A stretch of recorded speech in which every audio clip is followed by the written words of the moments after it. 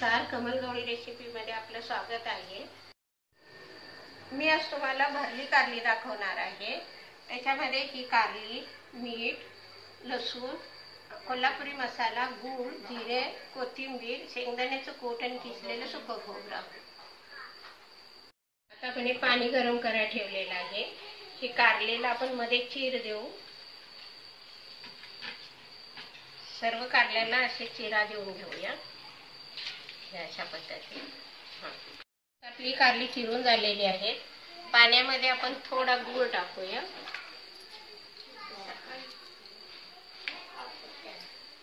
आणि ह्या कारल्यांच्या मध्ये थोडं थोडं मीठ भरायचं अशा पद्धतीत, असं म्हणजे कारली कडू लागत नाही। आणि त्या पाण्यामध्ये अशी वाफवून घेऊया। आता आपली कारली संपूर्ण मीठ भरून झालेली आहे। गूळ थोडा घातलेला आहे। ती पूर्ण शिजवायची नाही, अर्धवट कच्ची शिजवून घेते।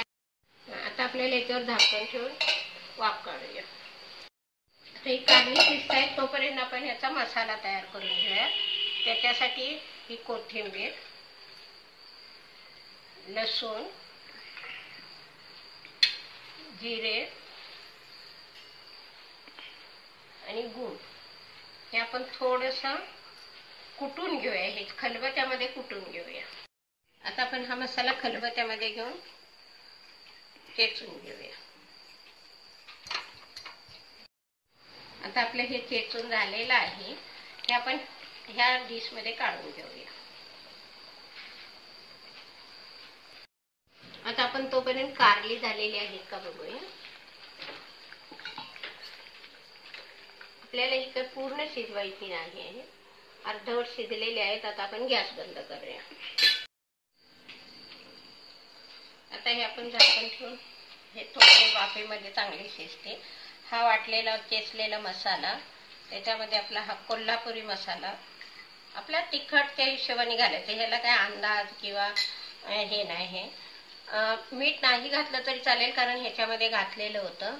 हे किसलेलं खोबरं, सुकं खोबरं आहे हे, शेंगदाण्याचं कूट।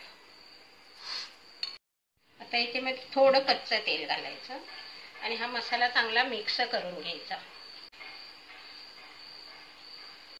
आता हा असा मसाला मिक्स झालेला आहे।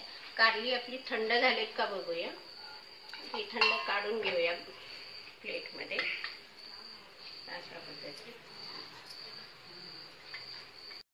आता ही कारली थंड झालेली आहे। थोडंसं पाणी घ्यायचं काढून आणि हे अशा बिया काढून घ्यायच्या। बिया कोवळ्या असतील तर ठेवल्या तर चालतात, जून असतील तर काढून टाकायच्या।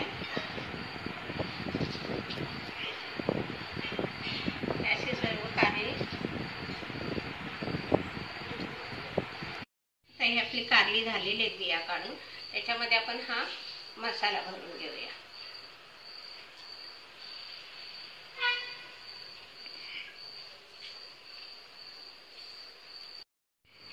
हा असा मसाला भरून पूर्ण अशी पॅक करून घ्यायची।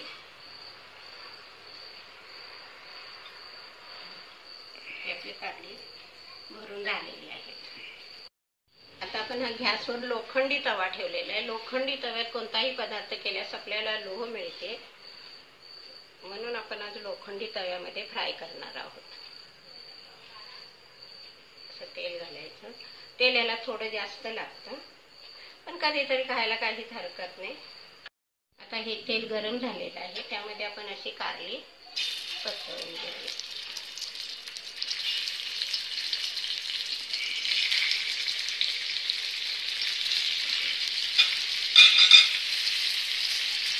गॅस स्लो करूया। स्लो गॅसवर आपल्याला ही भाजून घ्यायची। आता ही दोन मिनिट झालेले आहेत। दोन मिनिट हे अशी परतवून घ्यायची, म्हणजे दोन्ही साईडने चांगली कुरकुरीत होतात। आता हे 2 मिनिट नंतर परत आपण परतवून घेतलेले। आता आपण एक बघितलं तर ही झालेली आहेत। आता आपण प्लेटमध्ये काढून घेऊया। ही आपली भरली कारली तयार आहे। कारली ही नेहमी खावी, कारण डायबिटीस लोकांनाही चांगली आहे।